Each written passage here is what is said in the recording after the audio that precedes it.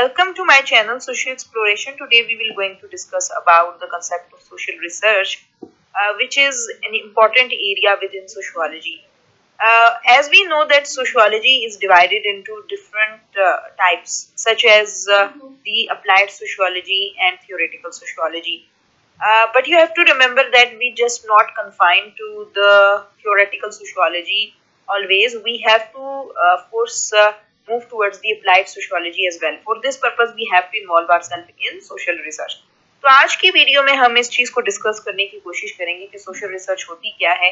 Not only that but also important points को share करेंगे regarding research की research होती क्या है along with the definitions and its importance. समझ लें कि रिसर्च बेसिकली होती क्या है.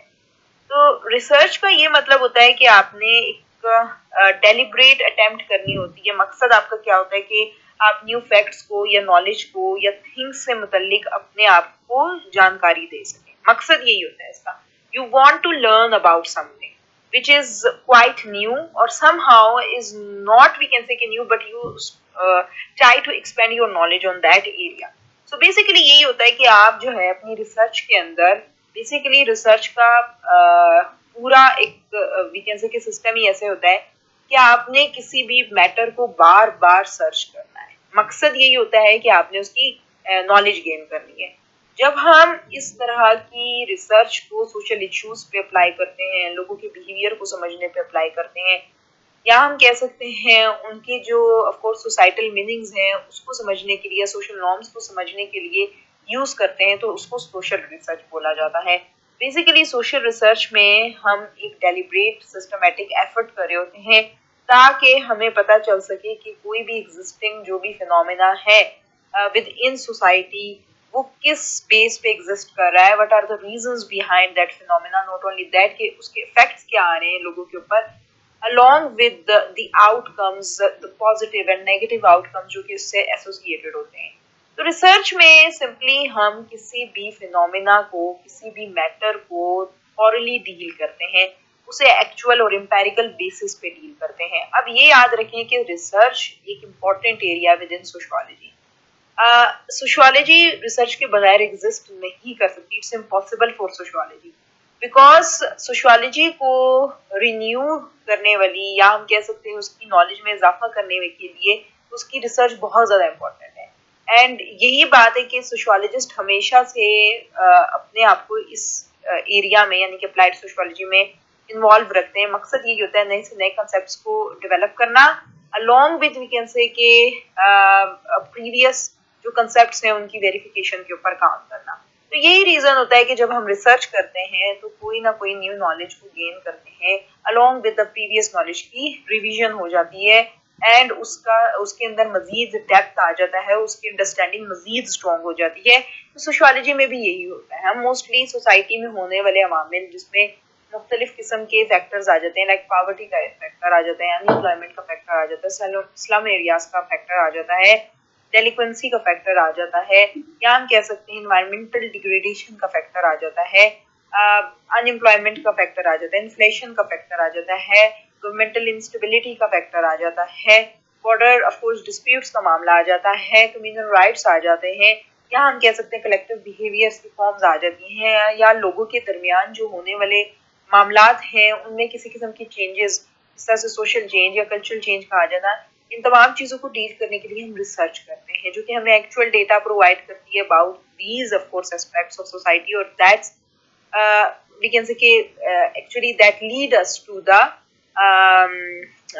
Acquisition of knowledge along with our expansion of knowledge. तो बेसिकली अगर हम रिसर्च की बात करें तो उसका मकसद ये होता है कि हम उसमें सिस्टमेटिकली मूव करते हैं स्टेज वाइज, और फिर एक ऐसा हमें वी कैन से कि इंफॉर्मेशन मिल जाती है या डेटा मिल जाता है जिससे हम ये प्रिडिक्ट कर सकते हैं कि सोसाइटी में फ्यूचर में किस किस्म के अवामिल ज़्यादा प्रोमिनेंट दिखेंगे. तो बहुत सारे फैक्टर्स हैं जो कि रिसर्च से एसोसिएटेड होते हैं, और जब हम रिसर्च करते हैं तो उसके बिहाइंड कोई ना कोई प्रोसीजर यूज करते हैं, कोई मेथड यूज करते हैं, और मोस्टली उसमें हम साइंटिफिक मेथड का इस्तेमाल करते हैं. साइंटिफिक मेथड एक ऐसा मेथड है जो कि हमारी रिसर्च को बहुत ही ज़्यादा रिगरस बना देता है. Not only that but also हमारी रिसर्च को ऑफ कोर्स टेस्टेबल बनाता है अलोंग विद द ऑब्जेक्टिविटी. मतलब उसमें जो है बहुत हद तक ऑब्जेक्टिविटी पाई जाती है, वो जो है सब्जेक्टिव इतनी नहीं रहती। तो जाहिर है जब हम बात करते हैं सोशल रिसर्च की तो हम उसमें मुकम्मल तौर पर साइंटिफिक टेक्निक्स का इस्तेमाल करते हैं और उसी के थ्रू रिसर्च को कैरी करते हैं। So there are several definitions of research which has been defined here. सबसे पहले है Pauline Young. He stated that social research is a systematic method of exploring, analyzing and conceptualizing social life in order to expand, correct and verify knowledge, aids in the construction of the theory or in the practice of an art. बड़ी simple सी definition है pollen we young की। इन्होंने basically दो different definitions दी हैं। पहले ये समझ लें, ये सिंपल सी डेफिनेशन है कि एक सिस्टमैटिक मेथड होता है। जाहिर है इसमें मुकम्मल तौर पर स्टेप बाय स्टेप अपने आप को डालते हैं या अपने वी कैन से के मेथड्स को डेवलप करते हैं। इसका मकसद क्या होता है? या तो एक्सप्लोर करना या एनालाइज करना एंड कॉन्सेप्चुअलाइज करना। सबसे पहले आप एक्सप्लोर करते हैं, कोई भी फिनोमेना है उसको एक्सप्लोर करते हैं कि क्या असल में एग्जिस्ट कर रहा है, देन उसको अच्छे तरीके से एनालाइज करके उसको कॉन्सेप्चुअलाइज करते हैं। इसका मकसद क्या होता है कि वो हमारी नॉलेज को एक तो एक्सपेंड करे, फिर दूसरा करेक्ट करे और साथ ही साथ वेरीफाई करे, जिससे हम थ्योरी कंस्ट्रक्शन इजीली कर सकते हैं। There is second definition as well, that is social research may be defined as a scientific undertaking which by means of logical and systematized techniques aims to discover new facts or verify the old facts, then to analyze their sequence, interrelationship and causal explanation, to develop new scientific tools, concepts or theories which would facilitate reliable and valid study of human behavior. तो ये भी एक descriptive हम कह सकते हैं definition दी गई है और इसमें बेसिकली यही बोला गया कि साइंटिफिक अंडरटेकिंग यानी कि हम इसमें साइंटिफिक मेथड का इस्तेमाल करते हैं और इन साइंटिफिक मेथड्स को जब इस्तेमाल करते हैं तो हमारा मकसद यही होता है कि या तो न्यू फैक्ट्स को डिस्कवर किया जाए और जो ओल्ड फैक्ट्स हैं उनको वेरीफाई किया जाए। सबसे बड़ा जो फैक्टर है या रीजन है उसके बिहाइंड ये होता है।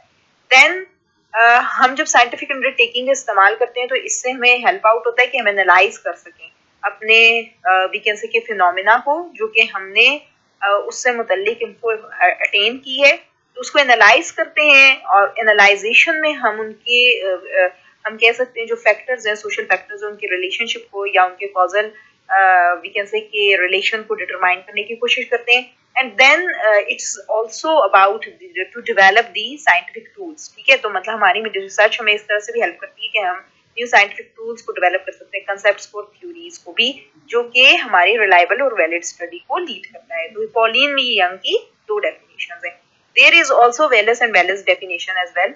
He stated that sociological research refers to the structural observation of social behavior। बहुत सिंपल सी डेफिनेशन है।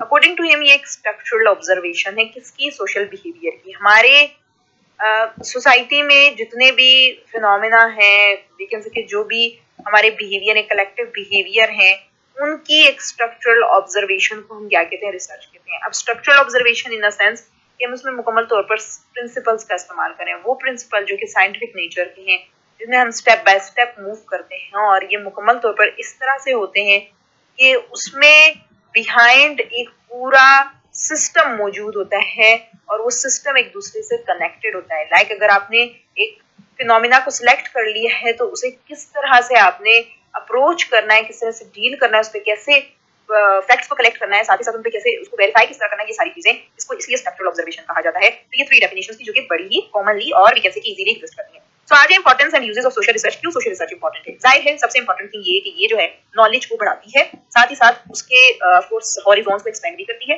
नॉट ओनली दैट, बल्कि हमारी जो नॉलेज है उसमें इजाफे के अलावा जितनी भी एग्जिस्टिंग थ्योरीज है उनको वेरीफाई करना, उन्हें डिसअप्रूव करना, उनको कंफर्म करना, रिजेक्ट करना, मॉडिफाई करना, रीअसर्ट करना, ये भी हमारी रिसर्च का एक इंपॉर्टेंट अमल है।